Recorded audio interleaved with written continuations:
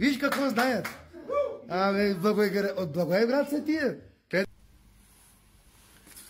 Деяния, глава 14. От 11 стих. А тълпите, народ, като видя какво стори Павел, издигнаха глас и казваха по-ляконски: боговете образ човешки са слезли при нас. И наричаха Варнава Зевс, а Павла Ермес, понеже той първенствуваше в говоренето. А жрецът на Зевса, чийто идол се намираше пред тяхния град, като доведе при вратата юнци и донесе венци. Какъв той е дух нечист на голотата, дух на злоба поднебесна в дома уж на праведник. Тито.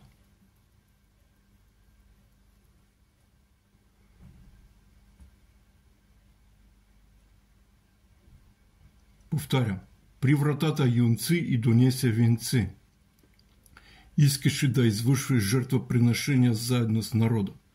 Но апостоли Варнава и Павел, като чуха за това, раздраха си дрехите и се хвърляха между народа, викам, казвайки: мъже, защо това правите? И ние сме подобно страстни вам човеци, и ви благовестим да се обърнете от тия лъжливи богове,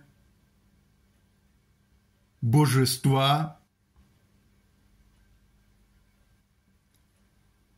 към Бога живия, който е сътворил небето и земята, морето и всичко, що е в тях. Какви са тия божества на голота, на нагота, сексуални похоти, прихоти, прелюбодеяния, любодеяния, на голотата, на нечистотата, содомски, гоморски, венци на Зевс?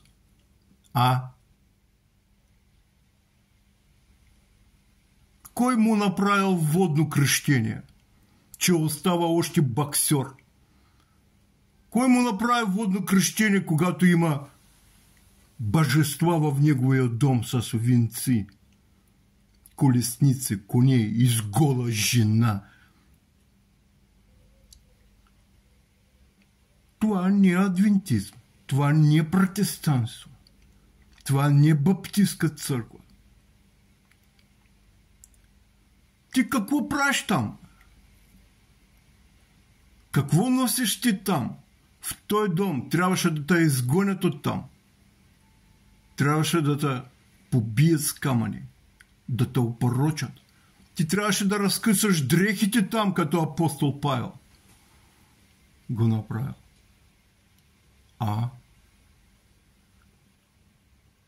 И мътите вода, тая вряла тенджера на супата в ТикТок. Ви нямате право да проповядвате. Няма да право да се явявате като проповедници на благодат Божия, на живия Бог. Очистите първо дома си, жените си. Всичко, що ни принадлежи на живия Бог, на святия Господ, това, което не е на нашия Господ Исус Христос, Син Божий, очистите от домовете си, очистите от жените си, от гардеробите си, очистите сърцата, чисто сърце сътвориваме. Блажени, които с чисто сърце, защото ще видят Бога. Ви как ще видите Бога, когато във вашия дом царства божество Зевс с венци?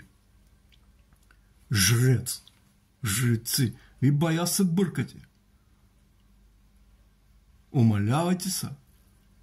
Намерете здравото учение Христово, чрез Господи прости, Господи очисти, Господи освети.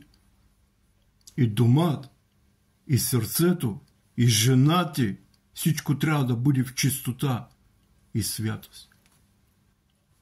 А това е похът на очи, похът на плътта, гордостта житейска.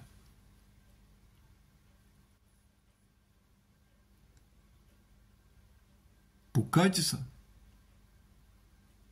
Намерите истинско покаяние, истинско изповедание, истинско очищение и освещение с кръв Христова.